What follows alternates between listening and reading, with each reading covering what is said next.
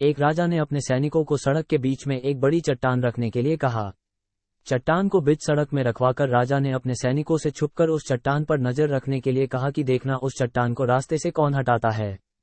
लोग उस जगह पर आते रहे और जाते रहे, लेकिन किसी ने भी उस चट्टान को रास्ते से हटाने की कोशिश नहीं की। उस चट्टान के पास से लोगों के गुजरने वालों में राजा के कुछ करीबी लोग और शहर के बड़े व्यापारी भी शामिल थे, और उनमें से कुछ लोग तो राजा को ही कोसने लगते कि क्या राजा इस चट्टान को भी रास्ते से नहीं हटवा सकता। लेकिन किसी ने भी उस चट्टान को रास्ते से हटाने का प्रयास नहीं किया। ऐसा काफी दिनों तक चलता रहा। एक दिन एक किसान अपनी सब्जियों के साथ उधर से गुजर रहा था। उसने चट्टान को रास्ते में पड़े देखा और सोचा कि सबको इस चट्टान की वजह से कितनी तकलीफ हो रही है। उसने अपनी मजबूत लाठी से उस चट्टान को एक तरफ धकेलने की कोशिश शुरू कर दी। काफी कोशिश के बाद वह उसे सड़क से हटाने में कामयाब हो गया।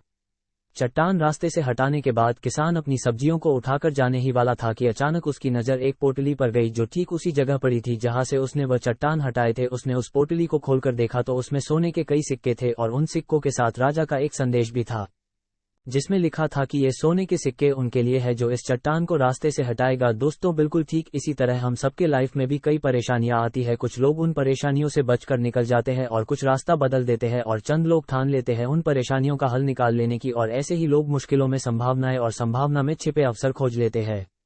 मजबूत इरादे और नेक दिल के साथ किए गए कोशिशों के परिणाम हमेशा ही अच्छे आते हैं। इसीलिए जीवन के परेशानियों से घबराओ मत, बल्कि उन परेशानियों को हल करने की कोशिश करते हुए जीवन सफर में आगे बढ़ते रहो।